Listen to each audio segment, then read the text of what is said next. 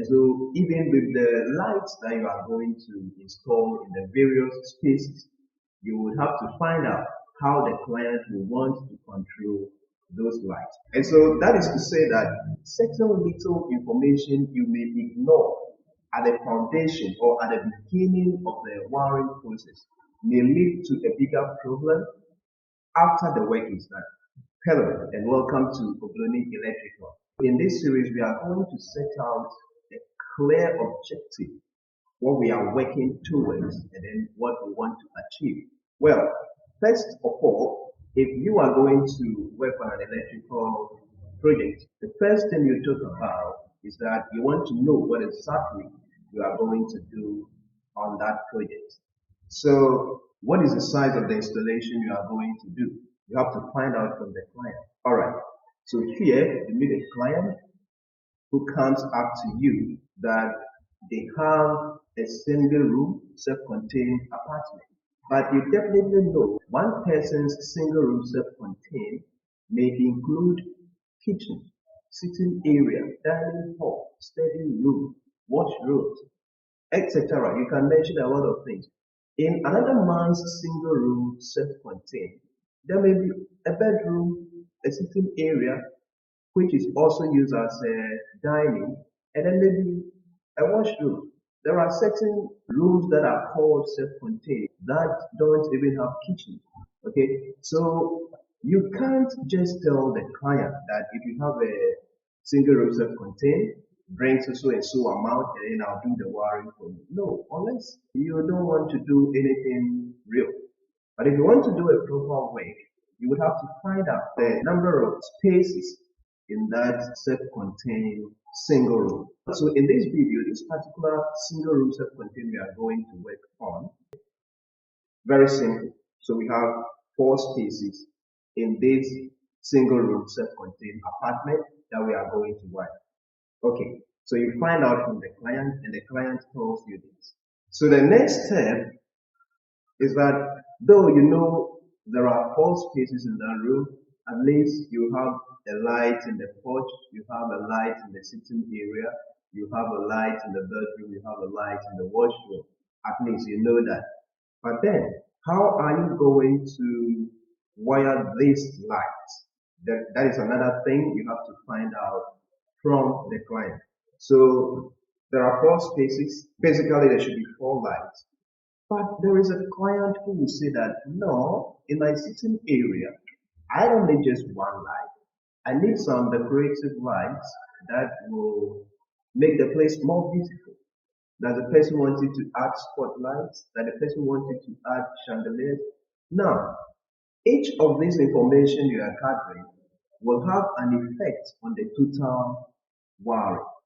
In that, if you are going to use spotlights, depending on the number you are going to use, it means you are going to add more cables, and then the format for routing the cables will also be different from when you are using just one line. Okay, and so that is to say that certain little information you may ignore at the foundation or at the beginning of the wiring process may lead to a bigger problem after the work is done. And I'll use this opportunity to advise homeowners. There are times that most homeowners think that there are different sections of the electrical wiring. And so there are some parts that do not require much expertise. And so they think that if I get a professional, someone who is well knowledgeable in the trade, they may charge higher. And so let me go and look for some apprentice somewhere to come and do the chiseling work and lay the pipe. And then when it gets to the wiring, I'll call the professional to come and do.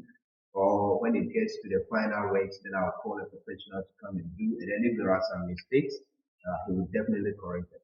The truth is, there are some times that if you call a professional after everything is messed up, believe me, certain corrections will be done, but you are not going to get your work perfectly done compared to when you start with a professional and end with a professional. And so please, especially when it comes to conduit wiring, please get a professional who will begin properly and then end the work properly for you. And so even with the lights that you are going to install in the various spaces, you would have to find out how the client will want to control those lights. For instance, if we take a sitting area, we assume that you can enter the sitting area from maybe the porch, and then you can also enter your bedroom from the sitting area. So in that case, this is a space with double entrances. There is one entrance from the porch, and then there is another entrance into the bedroom. And so a client may want to be able to control the lights from both entrances. So I'm entering from the porch, I should be able to switch on the light. If I'm entering my room from the sitting area, I should be able to switch off the lights before I enter the bedroom. I don't want to go back to the other entrance to do that control. Then again, if the lamps are more than two, where you have a main lamp and then other decorative lights, these lights normally should be controlled separately. And so those ones too, will the client be willing to control them just at one point or also at the two entrances? All right. So in another project, a client may just say, okay, I don't have much money, and so we just do one switch for every space. Wherever the switch is, I'll go and switch it off before I enter the bedroom or whatever. So in that case, that person will end up using just one switch for the sitting area lighting system. In another case, depending on the number of lights you use, another client may end up using four switches where you may have two or two gang two-way each at each entrance. And then when we get to the bedroom, another client may say, okay, I want comfort. And so I want to be able to control the lighting in the room from the entrance into the room. And then when I'm on my bed and I want to sleep, I don't want to come back to the entrance. I want to be able to control everything from my bedside. There is another client who will say that, okay, in my single room self-contained apartment, I want air conditioners.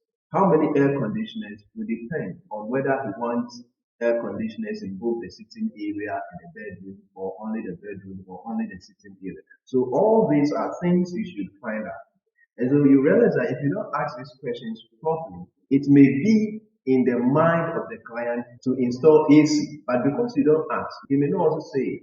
Because most clients think that the moment I have electricity in my home, I can add on any other thing. But as an electrician, that is not true.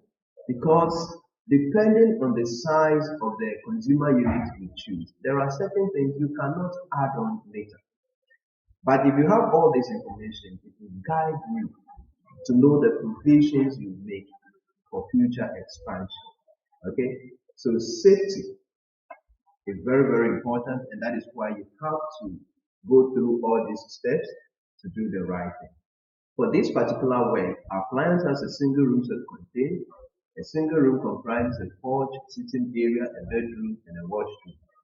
In the sitting area, our client wants just one lamp, one light, and he wants this lamp to be controlled from the two entrances in and out of the sitting area. So there will be one switch at the entrance from the porch, and there will be another switch at the entrance to the bedroom. Also in the bedroom, he wants to have one switch at the entrance into the bedroom, and then one switch that is placed beside his bed so that he can control the light from the bedside. And the client wants a ceiling fan, one in the sitting area and then one in the bedroom. Okay, so this is the information we have to work with in this series. And obviously, we are also going to add some sockets. We'll be adding some sockets in the sitting area, some in the porch, some in the bedroom. All right. So this is the first step to take towards your electrical installation work. All right. So that brings us to the end of this episode. And then in the next episode, before we look at the tools and material, we may generate a working drawing for these projects that we are going to work on. The working drawing helps you to carry out the real work in the right sequence without leaving anything behind. And I'm going to do that together with you. And so again, if you have not yet subscribed, kindly do so that you'll be notified when the next video comes. Thank you very much for being with me till now. I wish you all the best and I wish to see you in the next episode. Thank you very much again. See you in the next video.